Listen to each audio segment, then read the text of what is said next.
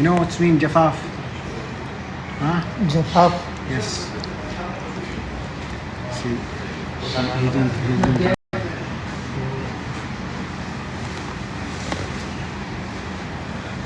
Give me. نصلح له الحين وجبة، نعطيه وجبة داخلية، بعدين نعطيه مغذي إن شاء الله بيفرق معك 180 درجة.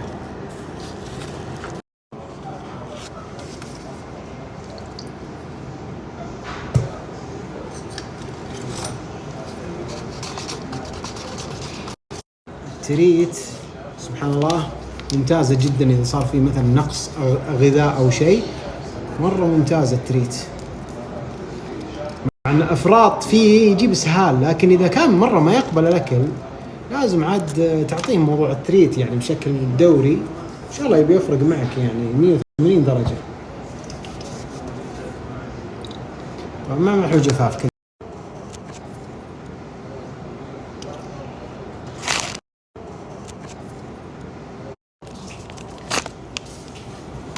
دكتور I have something to you if you want to drink and to eat if you're hungry. Yes, very nice for you. You want to test? No. See, pinky. give to me. We will try together. What you say? نقول نجرب أنا وياك.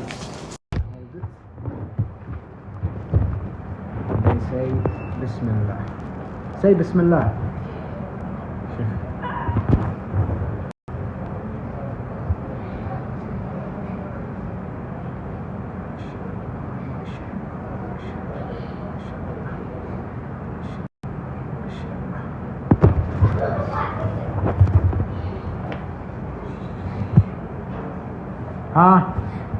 شو رأيك؟ شو رأيك هيو؟ سكوتش فولد شو اسمه سكوتش فولد تايجر شيرازي. شو رأيك عمو؟ منيح هيك؟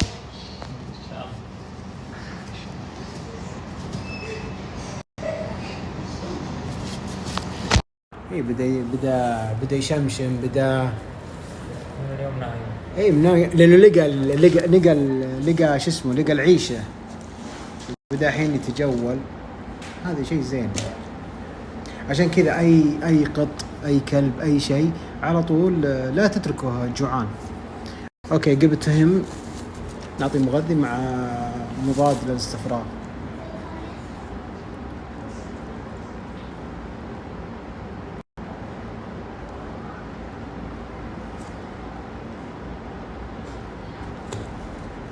خلاص good. شكرا دكتورة.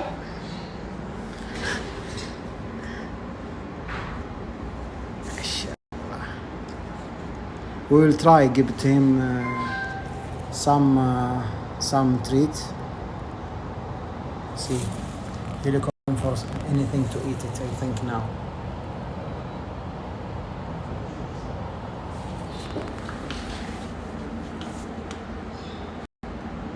أنت تنتج صح؟ ما شاء الله. بس كذا حاجات بسيطة بس بالشكل هذا.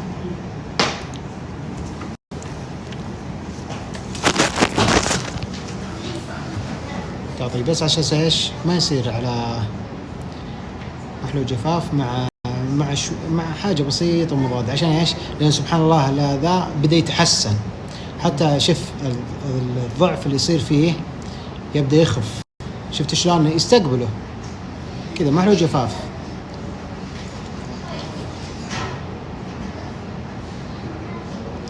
وامسكوا شوي عشان ايش ينزل ما يستفرغه، بس كذا بهالشكل. قدامه العافية ان شاء الله.